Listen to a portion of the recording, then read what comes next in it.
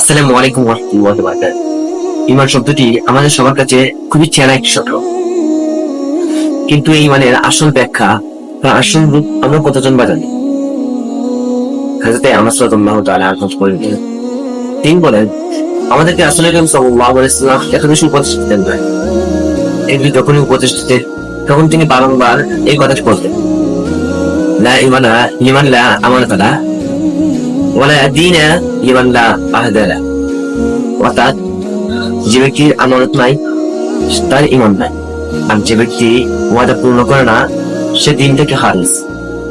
আজ আমরা নামাজ পড়ি, রোজা রাখি, কোরআন তেলাওয়াত করি, কিন্তু আমাদের দেওয়া মুখের ওয়াদা, আমাদের কাছে অন্য জিনিসপত্র রাখা, এগুলো কি নিরাপদই আছে?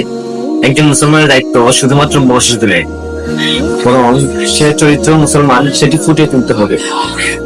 সে আমানত বজায় রাখবে তার ঈমান বজায় রাখার জন্য, এবং সে ওয়াদা বজায় রাখবে যেন দিন থেকে খারিজ না হয়। রাসূলুল্লাহ সাল্লাল্লাহু আলাইহি ওয়াসাল্লাম আমাদেরকে এই হাদিসে দুইখানা শিখিয়ে দিয়েছে: এক, আমানত বজায় রাখা; দুই, ওয়াদা বজায় রাখা। আল্লাহ পাক আমাদেরকে এই দুটি শিক্ষা আঁকড়ে ধরার তৌফিক দান করুন। আমিন। বিহরমতি সাইয়্যিদুল মুরসালিন। আসসালামু আলাইকুম ওয়া রাহমাতুল্লাহি ওয়া বারাকাতুহু।